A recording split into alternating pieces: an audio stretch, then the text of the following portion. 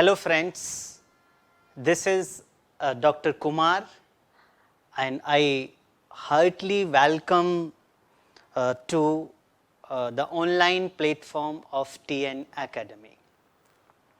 आज का विषय जिस पर हमारा चर्चा करने का उद्देश्य है, यह विषय सभी प्रतियोगी परीक्षाओं में पूछा जाता है, जो कि शिक्षक भर्ती जितनी भी इससे संबंधित परीक्षाएं हैं, उन सभी में इस विषय से कुछ प्रश्न पूछे जाते हैं।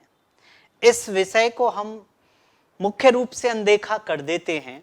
उसके कई सारे कारण हो सकते हैं कि अपने प्रशिक्षण के दौरान, अपने बीएड के दौरान, डीएलएड के दौरान हम इस विषय को इतना महत्वपूर्ण नहीं समझते, लेकिन ये हर किसी प्रतियोगी परीक्षा में, जो कि हमारी शिक्षक प्रतियोगी परीक्षाएं, उनमें पूछा जाता है। तो उसी विषय को लेकर आज हम जो चर्चा करने वाले हैं, वो विषय हमारा है शैक्षिक एजुकेशनल फिलॉसफी, शैक्षिक दर्शन।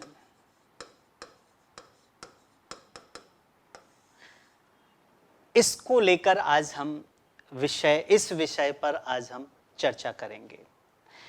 और चूंकि सारे के सारे कॉम्पिटिशन्स में जो प्रश्न आपसे पूछे जाते हैं, और वो प्रश्न है आपके ऑब्जेक्टिव टाइप, वैकल्पिक प्रश्न। वैकल्पिक प्रश्न में जब हम एग्जाम्स में बैठते हैं तो हम देख पाते हैं कि हमें सारे के सारे विकल्प एक जैसे ही नजर आते हैं। तो उसके लिए हमें किसी भी चीज का जो कॉन्सेप्ट है, वो कॉन्सेप्ट की क्लैरिटी होना बहुत ज्यादा जरूरी है। तो इसको हम इस पर चर्चा करेंगे कि इसका क्या कॉन्सेप्ट है, क्या इसकी अवधारणा है, क्या इसकी जरूरत है, किस तरह के प्रश्न हमें पूछे जाते हैं, उन पर भी हम चर्चा करेंगे विषय को लेकर। और बाद में इससे रिलेटेड जो भी हमारे पुराने जितने भी पेपर्स हैं, उनको लेकर इस विषय से संबंधित सभी प्रश्नों पर हम चर्चा करेंगे। तो बहुत ज़्यादा समय न लेकर आज जो हम बात करेंगे, वो बात है हमारी एजुकेशनल फिलॉसफी को लेकर। शैक्षिक, या अगर इसको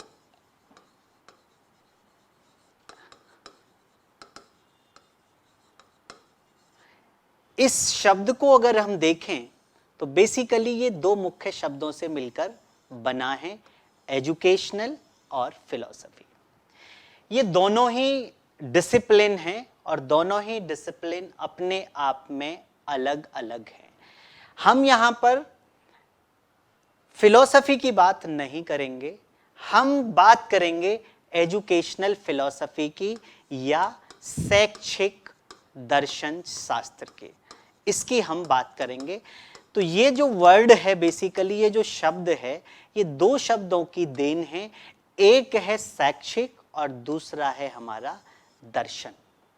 तो इन शब्दों को, दोनों के दोनों शब्दों को हम देखेंगे। एक प्रश्न आपसे पूछा जाता है कि फिलॉसफी किन दो शब्दों से मिलकर बना है, या एजुकेशन किन शब्दों से मिलकर बना है, किस भाषा से इसको लिया गया है, इस पर हम अच्छे से आज चर्चा करेंगे।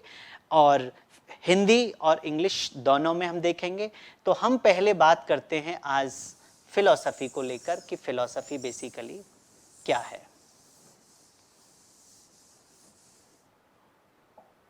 अगर हम बात करें फिलॉसफी की, फिलॉसफी मीन्स दर्शन की, अगर हम बात करें कि ये दर्शन क्या है और दर्शन की क्या जरूरत पड़ी है, क्यों हमसे दर्शन से लेकर प्रश्न पूछे जाते हैं, दर्शन नहीं शैक्षिक दर्शन से।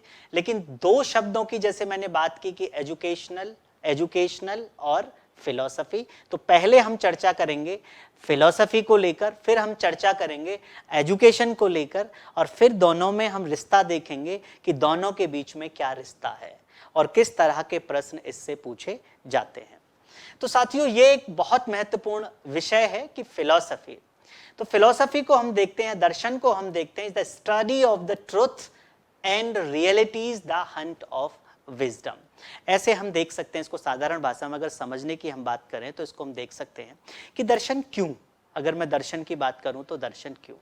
तो इसको एक सिंपल सी भाषा में अगर मैं बात करूं कि जो दर्शन है बेसिकली, अगर मैं इस दर्शन की बात करूं या इस फिलॉसफी की बात करूं, तो ये बेसिकली किसी भी चीज का दृष्टिकोण है।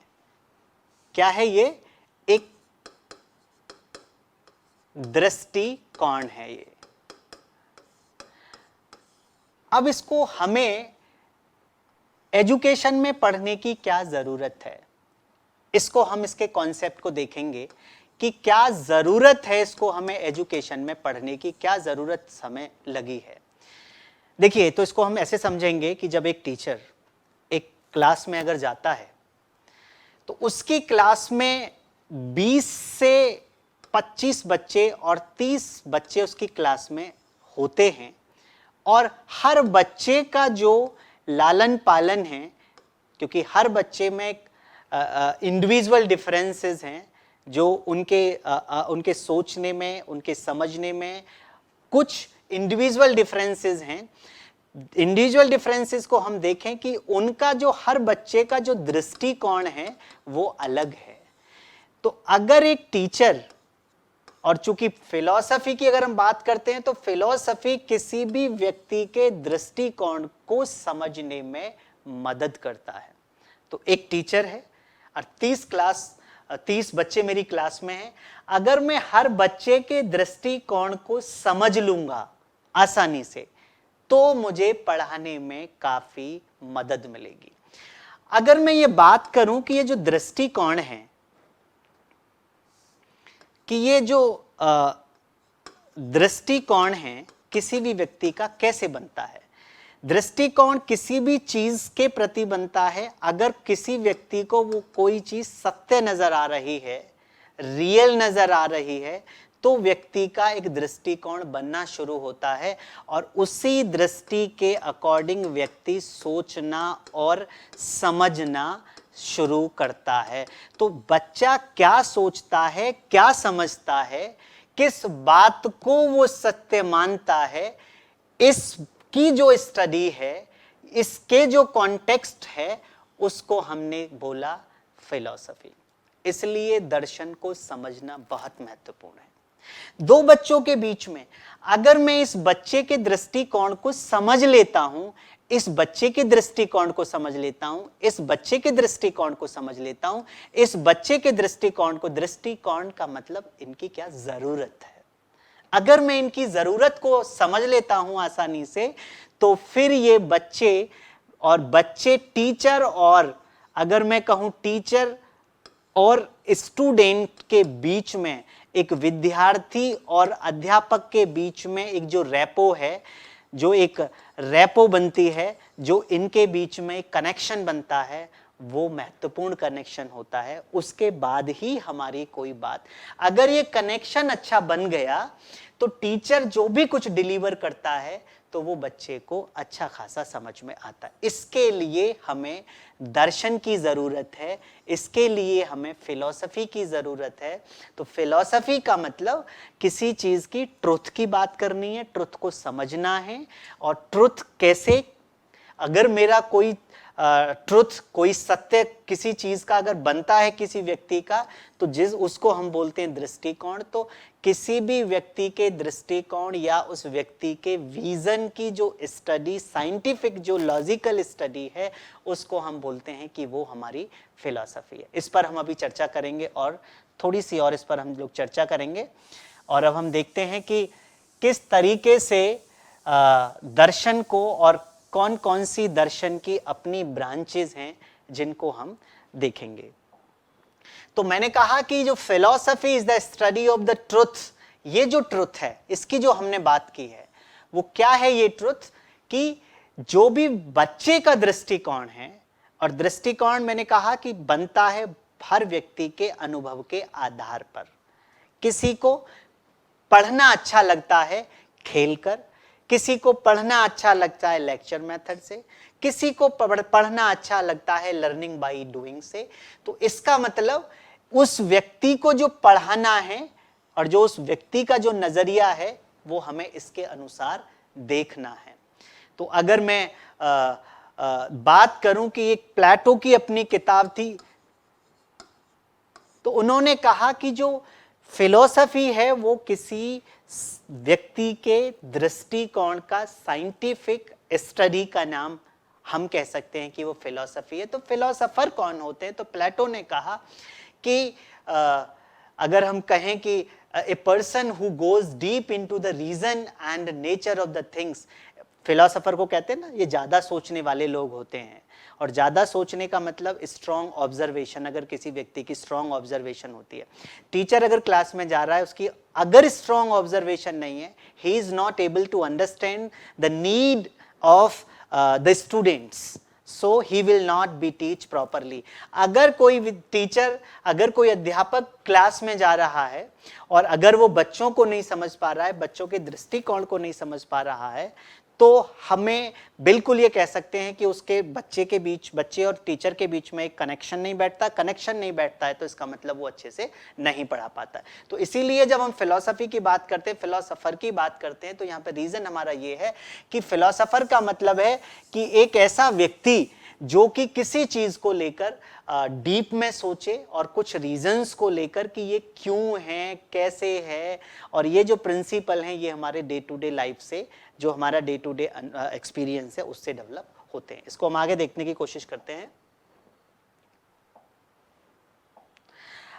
फिलॉसफी की हमने बात की, अब हम बात करते हैं कि प्लेटो ने कहा कि ये फिलॉसफर कौन होते हैं। तो इन्होंने कहा कि एक ऐसा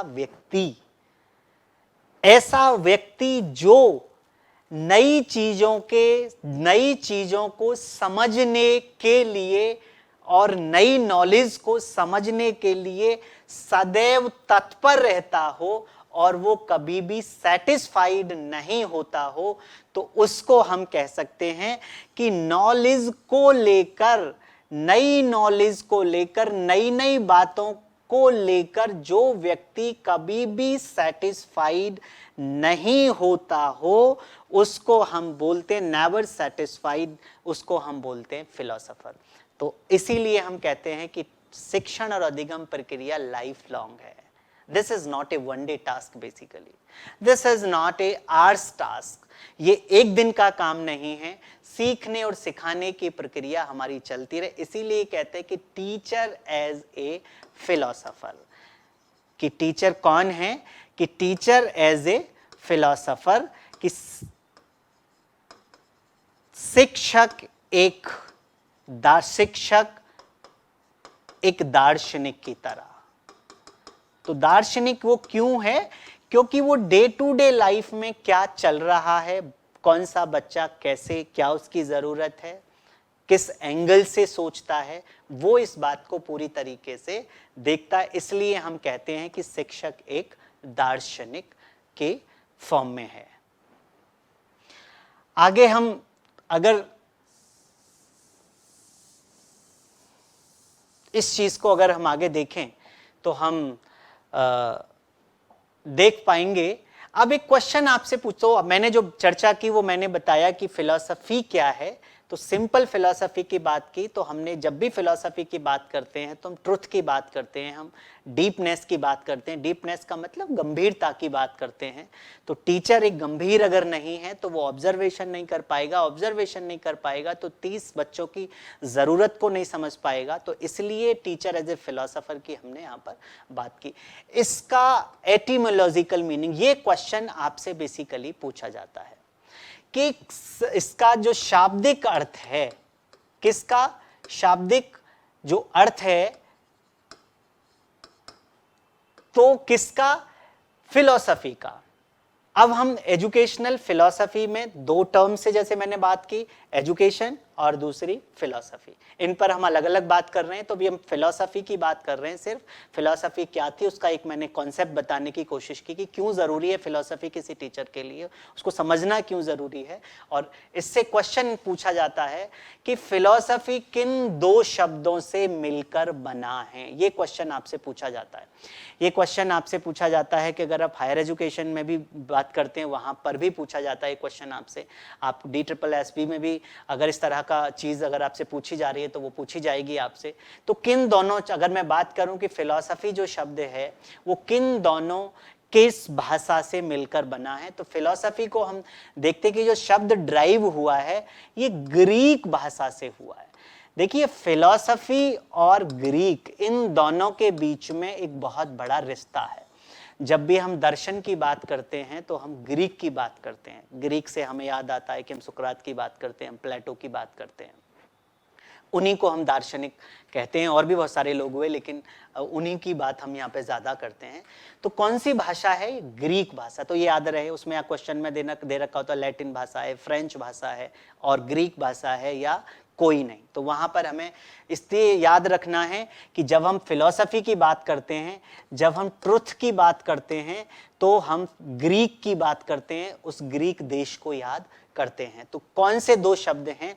तो फिलोस पिलस सोफिया, ये दोनों हमारे शब्द हैं। अब फिलोस एंड सोफिया, फिलोस का जो मतलब है वो है लव, और सोफिया का जो मतलब है वो विजडम है, या इसको हम दूसरी फॉर्म में नॉलेज भी कहते हैं। तो जो फिलॉसफी बेसिकली शब्द है, अगर इसको मैं तोड़कर देखूं इस शब्द को, तो ग्रीक भाषा के दो शब्दों से मिलकर बना। One is philos, second is sophia. तो means what? Love of wisdom, love of wisdom, ज्ञान के प्रति प्रेम, ज्ञान के प्रति प्रेम या ज्ञान से प्रेम। एक ऐसा व्यक्ति, जैसे मैंने पहले भी कहा, ज्ञान को लेकर सीखने के लिए ऑलवेज तत्पर रहता हो, तो भी हम उसको बोलेंगे कि फिलोसोफर है। और फिलोसफी के दो वर्डों से मिलकर बना, दो Greek word, one is what? Philos, second is sophia, love of wisdom और लव ऑफ नॉलेज। कि जिनको नॉलेज के प्रति प्रेम है, जिनको विजडम के प्रति प्रेम है, this is basically we called what? This is philosophy. इसको हम इस तरीके से इस भाषा में भी देख सकते हैं। तो इसका शाब्दिक अर्थ, एक क्वेश्चन आपसे पूछ लिया जाता है कि जो फिलॉसफी वर्ड है ये किस भाषा से मिलकर बना है, तो आप बताएंगे कि ये ग्रीक भाषा, ग्रीक शब्द के, ग्रीक भाषा के दो शब्दों से मिलकर बना है, फिलोस प्लस सोफिया। इसको हम देखेंगे लव ऑफ विजडम और लव ऑफ नॉलेज।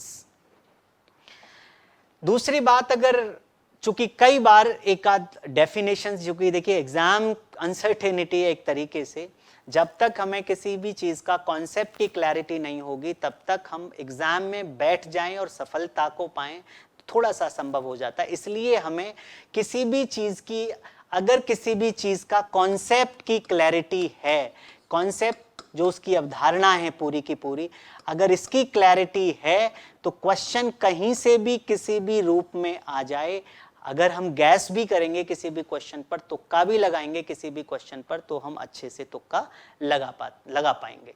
तो अगर इसको बहुत सारे लोगों ने डिफाइन किया, बहुत सारे फिलोसोफर्स ने फिलॉसफी को डिफाइन किया।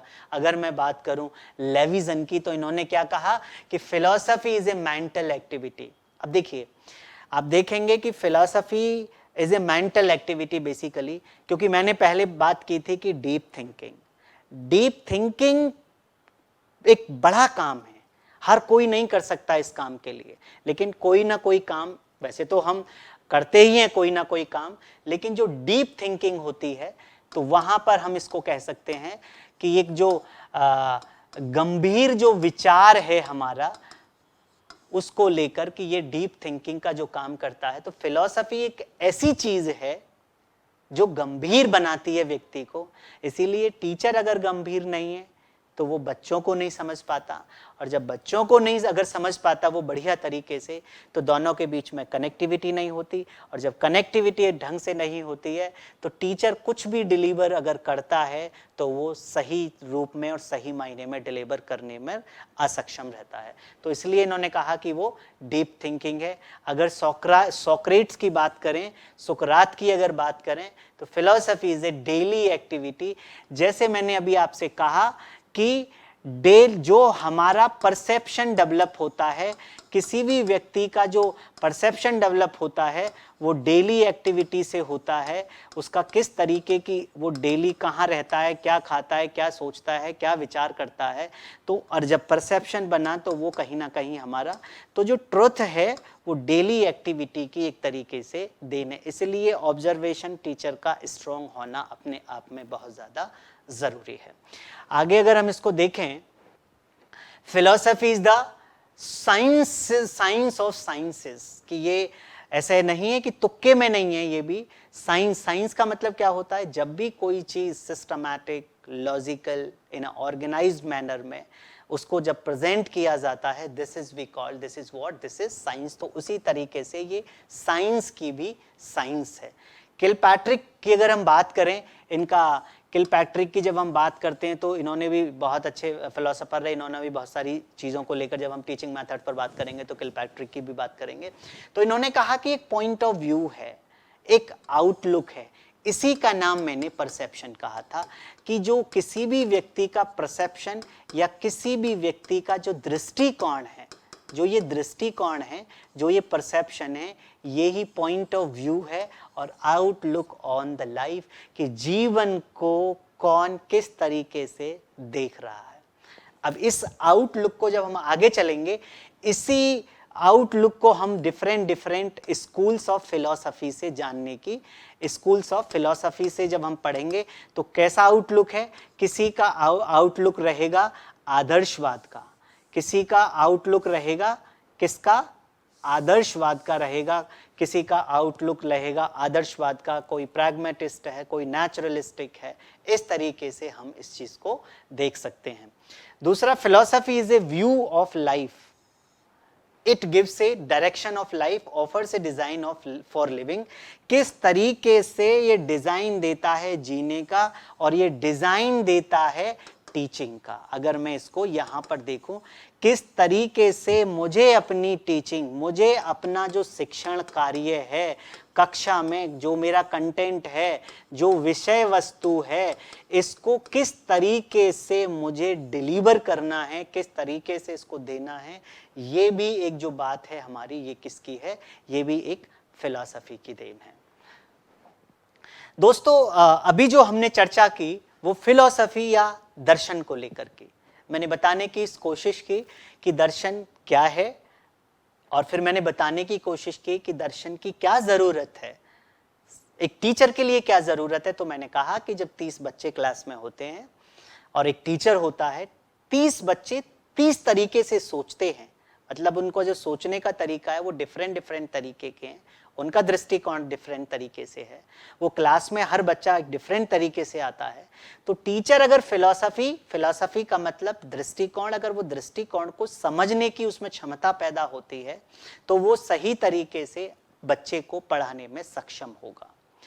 तो इसीलिए फिलॉसफी की हमें जरूरत है, और बहुत सारे फिलोसोफर्स ने जो हमने अभी चर्चा की कि डेफिनेशन, उनके शाब्दिक अर्थ पर, एटिमोलॉजिकल मीनिंग पर बात की। दूसरा मुद्दा खड़ा होता है कि इसकी कौन कौन सी ब्रांचेस हैं, इस पर यह मुद्दा खड़ा होता है, शाखाएं। अगर मैं कहूं कि कौन कौन सी इसकी शाखाएं हैं, दर्शन की कौन कौन सी शाखाएं हैं, इस पर हम बात करेंगे। शाखाएं जैसे कोई पेड़ है, पेड़ की भी कुछ अपनी शाखाएं होती हैं, उसी तरीके से दर्शन है, दर्शन की भी शाखाएं हैं। तो 3 शाखाओं में हम इसको बात करते हैं। पहला, अगर मैं बात करूं तो इसको अगर हम हिंदी में देखें तो इसको ऐसे देख सकते हैं। पहली अगर शाखा का नाम बात करें तो पहली है हमारी तत्व मीमांसा। पहली शाखा है तत्व मीमांसा, पहली जो शाखा है। तत्व मीमांसा को ही अंग्रेजी में मेटाफिजिक्स कहते हैं। तो एक क्वेश्चन आपसे पूछा जाता है कि मेटाफिजिक्स का मतलब क्या है, या metaphysics means study of what, reality, knowledge, values और नथिंग। कि जो मेटाफिजिक्स है उसका क्या मायना है। तो मेटाफिजिक्स को हम यहाँ जानेंगे कि मेटाफिजिक्स का मतलब है स्टडी ऑफ रियलिटी और एसेंस। किसी भी चीज की सच्चाई को समझने का जो काम है, या किसी भी चीज के एसेंस को जो समझने का काम है, वो कौन करता है, वो मेटाफिजिक्स करता है। ये दो शब्दों से मिलकर बना है, ये भी दो ग्रीक भाषा के शब्द हैं, Meta plus physics. Meta means away, physics means जो भौतिक, जो चीज भौतिकवाद से परे है उसको हमने कहा कि वो रियल है। तो जो स्टडी ऑफ एसेंस, अब मैं कहूं कि खाने का, अगर एक एग्जाम्पल हम देखते हैं कि खाने में क्या है, तो आप बहुत सारी चीजें बोलेंगे। खाने में तो फल भी हैं, खाने में मिठाई स्वीट्स भी हैं, और खाने में बहुत सारी चीजें, लेकिन मैं कहूंगा खाने में सिर्फ दो चीज हैं। पहला स्वीट, चीनी और नमक। खाने की सिर्फ दो चीजें हैं, चीनी और नमक। तो जो चीनी और नमक, शुगर एंड सॉल्ट, अगर हम इसकी बात करते हैं तो ये खाने का एसेंस है।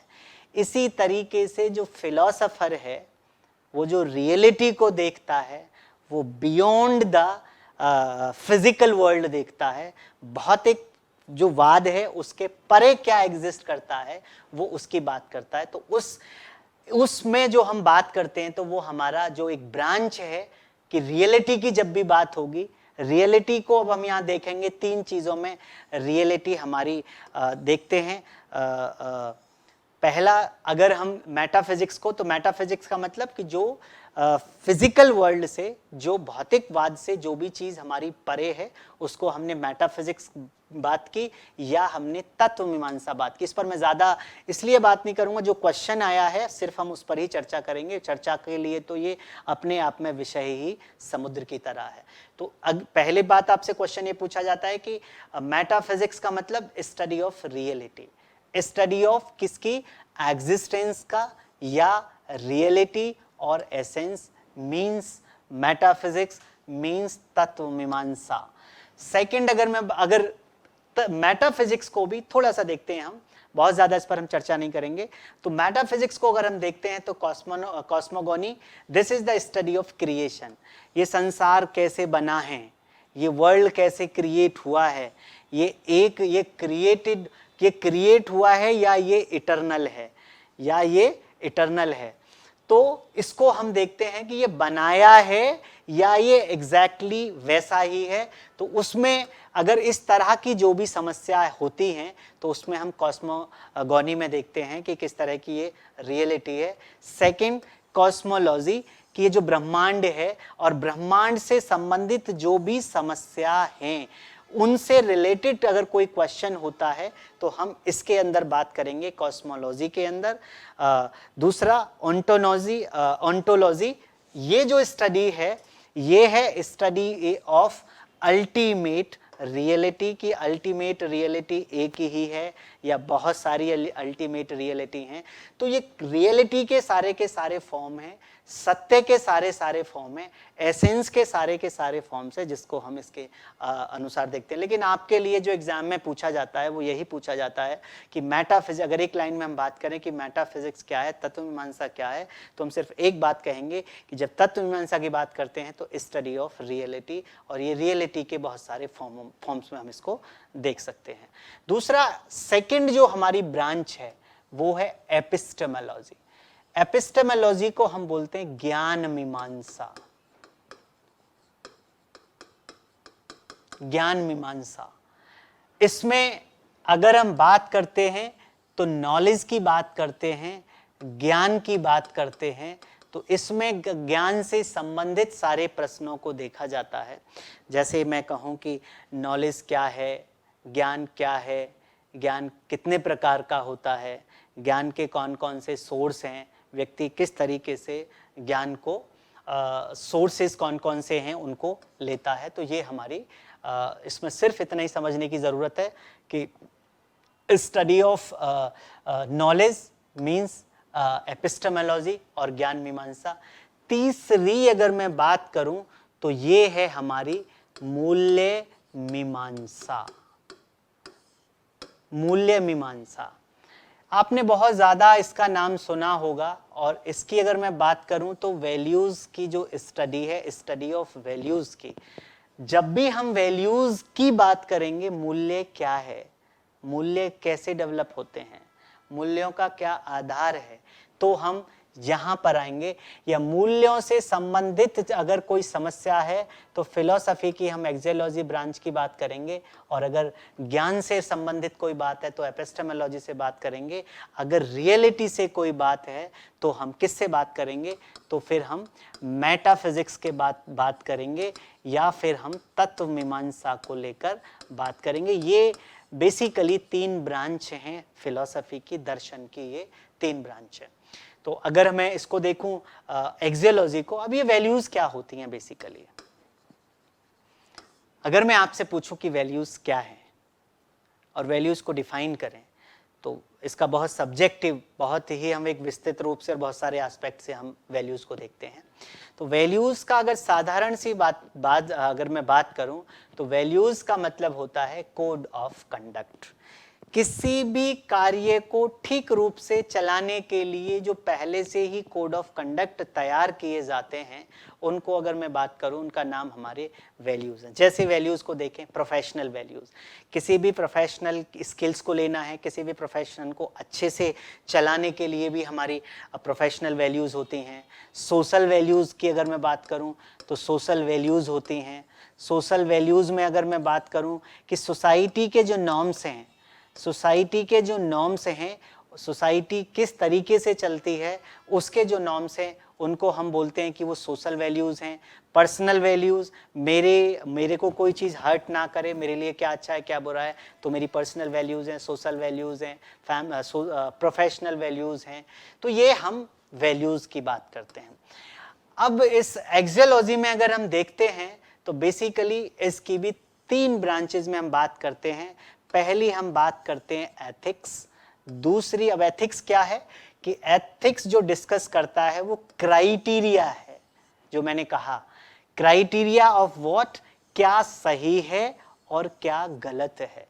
इनके बीच में जो पैरामीटर निर्धारित होते हैं या इनके बीच में जो क्राइटेरिया डेवलप होता है, उसका नाम हमने कहा कि ये एथिक्स है। हम कहते हैं ना कि इनके तो एथिक्स ही नहीं है, ये तो उस तरह से नहीं है। तो ये भी जैसे एक टीचर के क्लासरूम में भी कुछ एथिक्स है, क्या करना है, वैल्यूज हैं उसकी क्लासरूम की वैल्यूज, कि क्या राइट है क्या रॉन्ग है, क्या कौन कौन से कोड ऑफ कंडक्ट उसके साथ में होते हैं।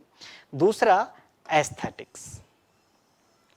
एस्थेटिक्स का मतलब है, इसमें हम जो डिस्कस करते हैं वो क्राइटेरिया ऑफ ब्यूटी है, कि ब्यूटी मतलब सुंदरता, कि सुंदरता क्या है, इसका जो क्राइटेरिया है।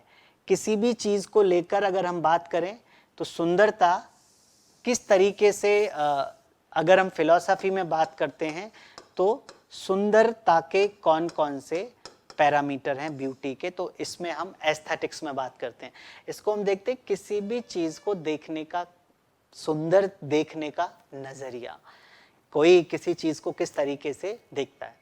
अब कोई बच्चा डांस, कोई अगर आप देखते हैं डांस किसी का, तो एक जो कलाकार है वो एक्शन देखेगा, वो फीलिंग को देखेगा, और एक कॉमन जो आदमी है वो उसका आउटर साइड देखता है। तो ये हमारा जो क्राइटेरिया है वो ब्यूटी का है। इसमें जो हम स्टडी करते हैं वो एथिक्स की। दूसरी जो हम बात करते हैं लॉजिक, और लॉजिक स्टडी ट्रुथ की, जो चीज सही है उसी का अपना कोई लॉजिक होता है। इसको हम एक एंगल से देखते हैं। फिलॉसफी में अगर मैं इसको देखूं, फिलॉसफी या एक्सियोलॉजी में अगर इसको मैं उस तरीके से देखूं, अब देखिए, किसी भी व्यक्ति का जो परसेप्शन है, जो उसका दृष्टिकोण है, क्या दृष्टिकोण, इस दृष्टिकोण के आधार पर ही इसके कुछ अपने एथिक्स डेवलप होते हैं। इन्हीं एथिक्स के आधार पर इसका एस्थेटिक्स सेंस डेवलप होता है और इसी के आधार पर ये लॉजिक बनाता है। अब इसको ऐसे समझ लेंगे कि ये जो दृष्टिकोण है, मान लो कोई बालक है, ऐसे इसको हम देखेंगे आगे कि सत्यम, शिवम और सुंदरम, कि ये सत्य क्या है। जो चीज सत्य है वो ही इटर्नल है और जो इटर्नल है वही सुंदर है। अब आप देखिए, मैं एक छोटा सा एग्जाम्पल आपको लेता हूं। एग्जाम्पल मैं ऐसे लेता हूं कि अगर लैला मजनू की कहानी आपने सुनी होगी, तो जो लैला थी उसका बहुत अच्छा रूप नहीं था, तो उसके जो दोस्त थे मजनू के, उससे बोलते थे कि बेवकूफ, तू किससे प्यार करता है, इसका तो ना रंग है ना रूप है। तो वो ये कहता था कि नहीं, इसको मेरी आंखों से देखो, जब आप मेरी आंखों से देखोगे तो ये सुंदर दिखेगी ही दिखेगी। तो इसलिए दृष्टिकोण के आधार पर ही एथिक्स का मैंने बोला गुड और बैड, क्या सही है और क्या गलत है, ये मेरे एथिक्स है। क्या सही है और सही में क्या सुंदरता है, और उसी सुंदरता की जो लेकर वही मेरे लिए लॉजिक है और वही मेरे लिए ट्रुथ है। अब देखिए, जैसे अब मैं बात करूं कि कोई सरकारी नौकरी का परसेप्शन है उसका कि भाई सरकारी नौकरी सब कुछ है, कोई कहता है कि नहीं बिजनेस सब कुछ है, तो ये इन दोनों का अपने आप में एक तरीके से क्या है। तो इसीलिए जो वैल्यूज हैं हमारी वो इस तरीके से डेवलप होती हैं। आगे हम इसको देखें तो ये जो अभी हमने, अगर हम इसको देखें थोड़ा सा इसके साथ में, तो अभी हमने जो बात की है, अगर इसको सम अप करने की बात करें तो ये फिलॉसफी की बात की है। तो फिलॉसफी में हमने इसके कॉन्सेप्ट पर चर्चा की थी कि इसका कॉन्सेप्ट क्या है और इसकी क्या ज़रूरत है किसी टीचर को, इस नीड की हमने बातचीत की थी। उसके बाद में हमने कुछ डेफिनेशंस को लेकर चर्चा की थी कि कौन कौन सी डेफिनेशंस हैं इस वीडियो में। और तीसरी बात हमने बात की थी कि ब्रांचेस की, कि कौन कौन सी फिलॉसफी की ब्रांचेस हैं। जिन ब्रांचेस पर हमने बात की थी वो पहली थी हमारी तत्वमीमांसा की, हमने बात की थी। दूसरी हमने जो बात की थी वो तत्वमीमांसा, और दूसरी ज्ञान मीमांसा, और तीसरी की जो हम बात की थी वो मूल्य मीमांसा। इन्हीं तीनों पर अभी हमने, तो इसमें हमने सिर्फ और सिर्फ जो बात की थी, जो फिलॉसफी और ट्रुथ क्या है ये, और रियलिटी को जानना क्यों ज़रूरी है, इस पर हमने चर्चा की थी कि अगर एक टीचर रियलिटी को या ट्रुथ को समझता है, इससे पहले कि वो बच्चे के अगर परसेप्शन को समझता है, इस परसेप्शन के आधार पर बच्चा ट्रुथ या रियलिटी को निर्धारित करता है, उसके आधार पर बच्चा टीचर के लिए, इसलिए इसकी इम्पोर्टेंस है कि वो बच्चे के परसेप्शन को समझ ले। अगर वो बच्चे के परसेप्शन को टीचर समझ लेता है अच्छे से, बढ़िया तरीके से, तो फिर बच्चे के बीच में और स्टूडेंट के बीच में एक अच्छी रेपो डेवलप हो जाती है। और जब रेपो डेवलप हो जाती है तो फिर हम उस रेपो को देखते हैं कि वो टीचिंग लर्निंग जो प्रोसेस है, शिक्षण अधिगम जो प्रक्रिया है हमारी, वो बहुत अच्छे से चलती है। इसमें हमने ब्रांचेज में तत्वमीमांसा, इसमें रियलिटी ऑफ सत्य का अध्ययन, इसमें ज्ञान की बात होगी और इसमें हमारे मूल्य की बात होगी। इस तरीके से हमने इस फिलॉसफी के एक पार्ट को देखने की कोशिश की है। तो इससे ये समझ में आता है कि फिलॉसफी जो बेसिकली जो काम है, जो फिलॉसफी का जो बेसिकली मतलब है, वो सिर्फ इतना है कि किसी भी व्यक्ति विशेष के दृष्टिकोण को समझना, और अगर उसका दृष्टिकोण समझ में आ जाता है किसी भी पर्सपेक्टिव में, तो फिर बहुत बढ़िया तरीके से कोई भी अध्यापक अपनी क्लास को सही रूप में पढ़ा सकता है। जैसा कि मैंने कहा कि एजुकेशनल फिलॉसफी, ये दो शब्दों की मैंने बात की थी कि एजुकेशन और फिलॉसफी। तो एजुकेशनल और फिलॉसफी। तो आज हम अब जो ये पैरामीटर हमारा क्लियर हुआ कि ये किन दो, फिर हमने इसमें एक एटिमोलॉजिकल मीनिंग की भी बात की थी कि क्या इससे मतलब है, तो एटिमोलॉजिकल शाब्दिक अर्थ की क्या मतलब है, तो इससे क्वेश्चन इससे पूछ लिया जाता है, कई बार इससे पूछ लिया जाता है, कई बार कॉन्सेप्ट से क्वेश्चन आपका अंडरस्टैंडिंग लेवल में पूछ लिया जाता है। तो हमने एक पक्ष पर बात कर ली, अब हम बात करते हैं एजुकेशन पक्ष को लेकर। दूसरा एक बहुत महत्वपूर्ण बात यह है, तो आज हम जो बात करेंगे वो सिर्फ और सिर्फ इसी पर, एक ही पक्ष पर चर्चा करेंगे।